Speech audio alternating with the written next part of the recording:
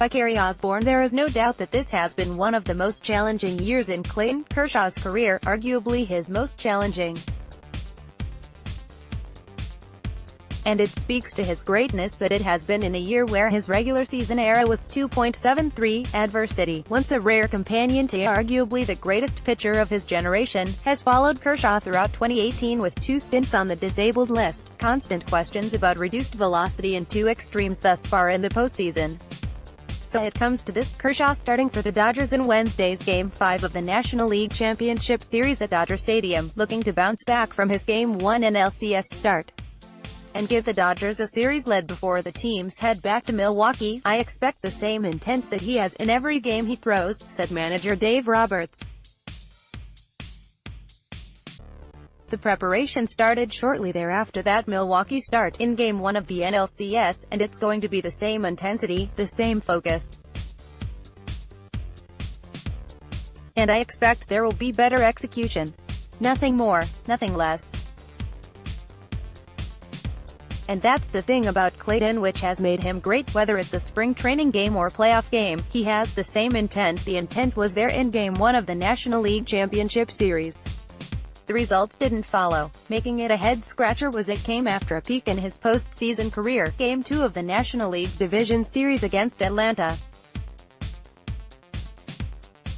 In his 2 2018 postseason games, he produced the highest, 81, and second lowest game scores, 29, in his 21 career postseason starts.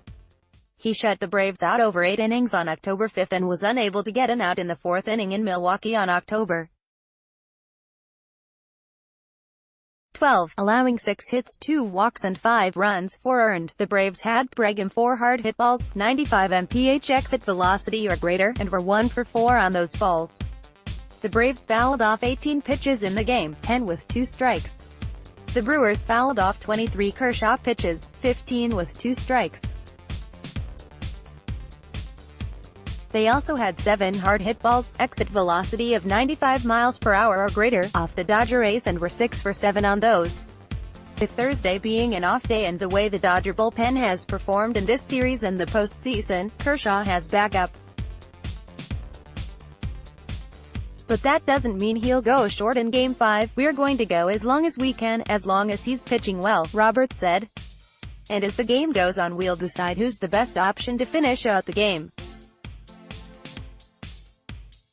But when he takes the mound that's the plan, to get as many outs as he can." His counterpart, Brewers left-hander Wade Miley, turned in the longest start of the postseason for the Brewers when he went 5 2/3 innings in NLCS Game 2. In that start, he allowed 2 hits, no walks and no runs to the Dodgers. The Dodgers have moved Cody Bellinger, after his Game 4 heroics, to the leadoff spot. Bellinger has one career start at the leadoff spot, April 26, 2017, just to shake things up. "I like Cody's at-bats against Miley," Roberts said of Bellinger leading off. "I think that the quality of contact and I like him there. Going forward, how we could combat what they do, it made sense to us." Bellinger is 1 for 5 with a walk in his career versus Miley. Max Muncy is starting at second base for the first time this postseason. Muncy last played second base on Sept. 11 with Muncy at second base and Bellinger in center field. David Freese starts at first base.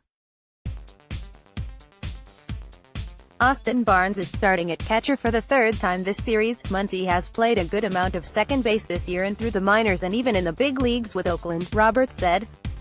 "Don't know how long it's going to be him over there, depending on how the game unfolds. David is at first base and at some point in time in the game we see Max going over to first base.